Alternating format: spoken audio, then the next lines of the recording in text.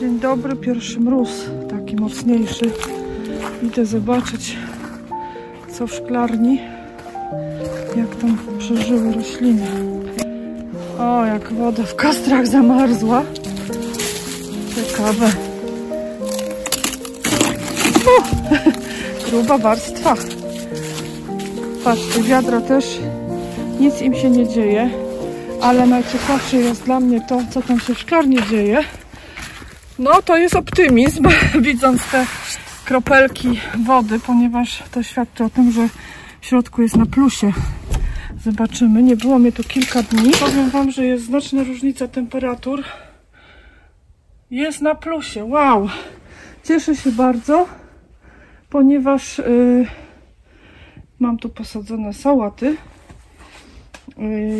Tutaj jeszcze cebulka jest wsadzona. Tutaj zasiana jest rzodkiewka pod tą agrowłókniną. Widać, jak kropelki rosy są.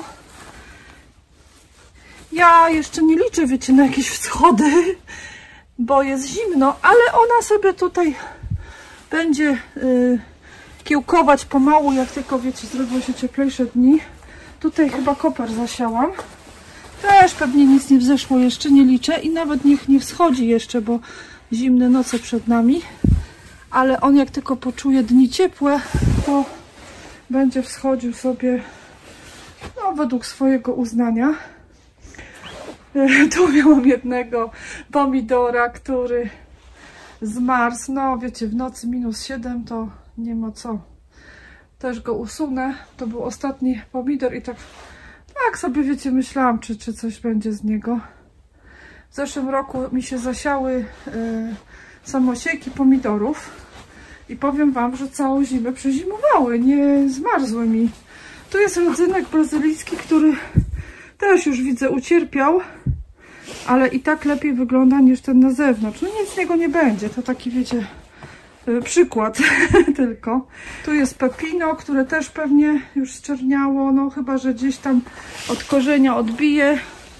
Może tutaj gdzieś, no chyba to muszę ściąć i może jakąś agrowłókniną przykryję. Liść laurowy powinien sobie poradzić. Jest takie, wiecie, są momenty w szklarni. Tu na przykład, zobaczcie, papryka jest już przeźroczysta cała. Natomiast troszeczkę dalej ta wygląda no całkiem dobrą. Także ta chyba dostała ochrony od tego pomidora, nie mam pojęcia. Ale ciekawe, że takie strefy są też w szklarni. Najcieplej jest zawsze na środku. Ja chyba teraz te doniczki wsadzę, bo udało mi się, wiecie, przygotować cały ten pierwszy rządek. Grządki, przygotować ziemię, to miałam na myśli. Tutaj wykopałam te wszystkie korzenie w tych dwóch częściach, jeszcze mi ta została. Tamtą też już zrobiłam, jeszcze tu, także no wiecie, te prace się trochę przeciągają przez pogodę, ale już jest bliżej niż dalej, więc wstawię tutaj te donice, przykryję agrowłókniną. Nie liczę, że to przeżyje. Nie liczę, ale wiecie, to jest eksperyment. Jeszcze jedną doniczkę pepino wstawiłam do piwnicy ciemnej. Też nie liczę, że przeżyje, ale ja sprawdzę sobie po prostu, bo wiecie, to zawsze może być miłe zaskoczenie. No, później tam sobie już regał przygotowałam na rozsady. Jeszcze tam taką mam, taki pokrowiec foliowy na niego. No i tak pomału, widzicie, porządkuję, coś już przemyśliwuję na przyszły sezon, przygotowuję, ale i tak jest duża różnica w szklarni, a na zewnątrz widzę. To jest nieogrzewana w ogóle szklarnia. Niczym, nawet z niczami. Nie myję też szklarni teraz na jesień, bo zobaczcie, jak ja bym ją umyła, no to te wszystkie liście, które tu leżą prawie że całą zimę, bo na jesień tutaj brzozy są, więc to wszystko spada mi na szklarnię i na wiosnę to bardzo wygląda nieciekawie, więc to by była dla mnie na marne praca, więc ja poczekam teraz, to wszystkie liście sobie do końca spadną, deszcze zmyją jeszcze to i na wiosnę umyję szklarnię. Poza tym ona też się poci i tutaj takie, wiecie, mazy powstają, A już jak będzie wiosna, ciepełko, to też już będzie sucho w szklarni, nie będzie się to, wiecie, skraplać i wtedy sobie ją umyję przed posadzeniem już pomidorków. Chcę właśnie sadzić tutaj, tak jak w zeszłym roku, do szklarni różne rośliny, które jeszcze na ogrodzie są i one by mogły zimować na ogrodzie, typu seler naciowy albo pory, ale jak spadnie śnieg, o ile spadnie, to one lepiej będą miały w szklarni niż tam właśnie na zewnątrz. Będę miała dostęp do tych zielonych liści. No, ale to muszę troszkę poczekać na lepszą pogodę. Na razie się cieszę tutaj sałatami. Tutaj jeszcze mam te chryzantemki. Widzę, że one się całkiem fajnie trzymają. Pietruszka. Właśnie chcę też jeszcze pietruszkę wykopać z grządki. Chciałam wam tylko pokazać, z czym się tu mierzę. Zobaczcie, przez 1 rok, jak tutaj korzenie brzozy wrosły, bo to jest wszystko brzoza. Tu ja to ciągnę i tutaj jest po prostu cała kępa korzeni brzozy. No masakra, powiem wam. Męczę się z tym. Także u mnie nie sprawdza się w szklarni, słuchajcie, nieprzekopywanie, bo się okazuje, że jak ja tego nie zrobię teraz, no to na wiosnę ja tutaj nie wbiję łopatki, żeby wsadzić pomidory. Tu jest jeden wielki korzeń drzew okolicznych. O, nawet nie mogę, słuchajcie. O, no to wszystko jest brzoza. Piękny ma ten system korzeniowy, taki.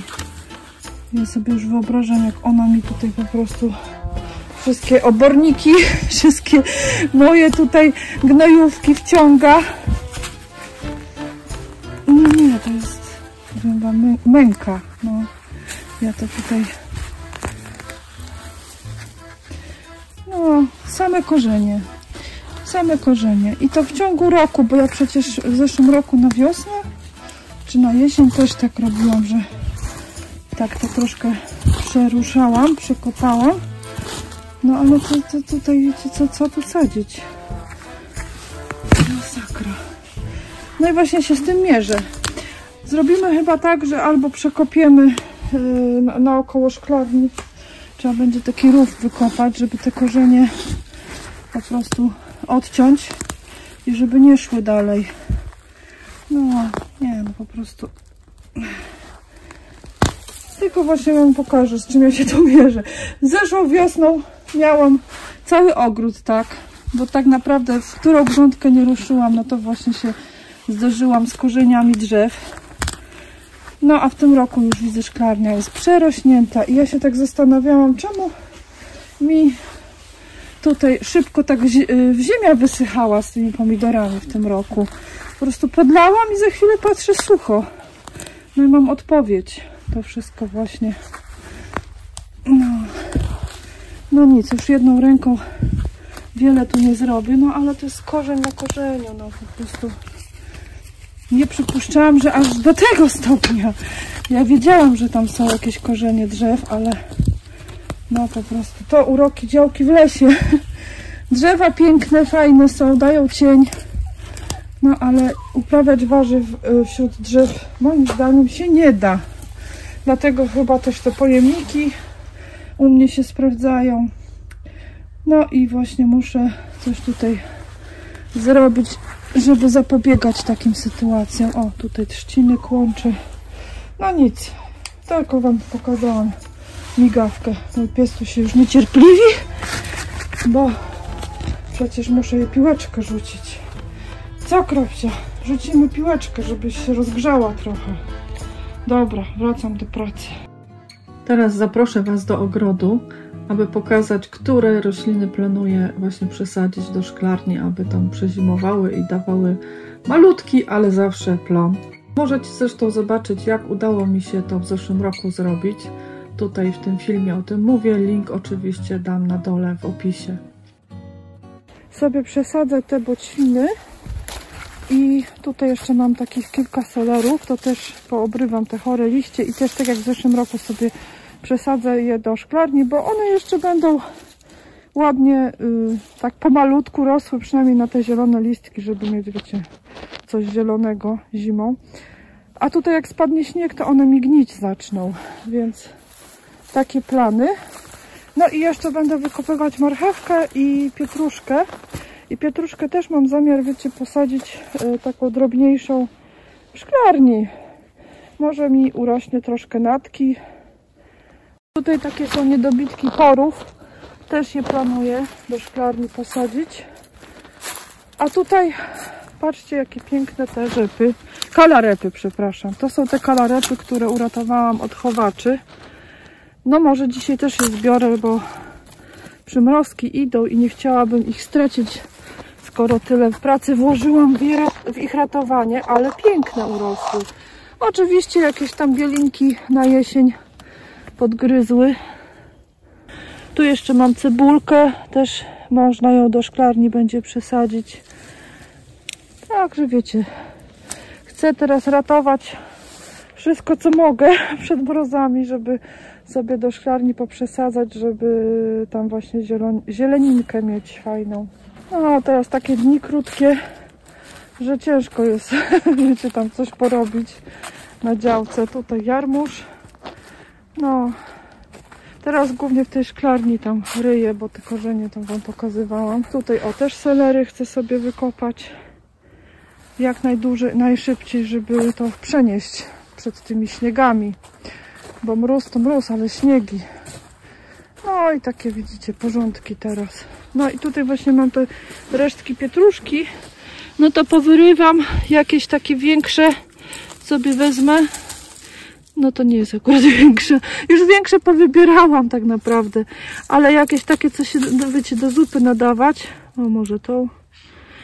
I to sobie do domu wezmę. A resztę sobie też gdzieś tam z boku w szklarni posadzę. To będzie, wiecie, pietruszka. Jak nie teraz, to bardzo wczesną wiosną. Zanim jeszcze coś na grządkach się uda uprawiać. No, także zobaczcie. Porządki. Jeszcze selery dzisiaj wykopię. Też nie wszystkie, te takie korzeniowe. Selery ja mam marne. Ja nie wiem, już próbowałam różnych metod. One chyba po prostu tych moich piachów nie lubią. Patrzyłam pH, to nie jest jakieś kwaśne czy coś, bo myślałam, ale nie, tutaj w tej części ogrodu. Postaram się wam taki największy wyrwać. To chyba jest największy seler u mnie w tym roku. To i tak jest duży, bo w zeszłych latach, no nie wykopię go tak ręką. W zeszłych latach były mniejsze takie, wiecie, o ten. No, jakoś nie umiem w solery, że tak powiem. Nie umiem w solery dobrze jeszcze. Może w pojemnikach postaram się. No, ja się cieszę, że wiecie, chociaż liście są solerów. Sobie zamroziłam. Mam teraz tak do zupy zapas. Dobra, wracam do pracy, bo tu gadam i gadam. Wstawiłam te doniczki do tego dołu. I opatuliłam tu agrowłókniną. Jeszcze pokażę wam, przycięłam te wszystkie zmarznięte końcówki pepiną i schowałam pod agrowłókninę. No, wiecie, będzie co będzie. Teraz będą mrozy silniejsze niż wczoraj, więc no ja mówię, ja nie żywię nadziei, że to przeżyję oprócz liścia laurowego. Ale zobaczymy, będę wam zdawać relacje. Do zobaczenia. Dziękuję bardzo wam za oglądanie, za to, że jesteście ze mną, że takie miłe komentarze mi piszecie i no uwielbiam czytać te komentarze. To daje mi bardzo dużo radości i cieszę się, że mogę się z wami tutaj podzielić moimi przygodami ogrodowymi. Życzę wam dużo zdrowia i też żeby szybko ta już wiosna przyszła, słoneczko, ciepełko. Pa, pa, kochani.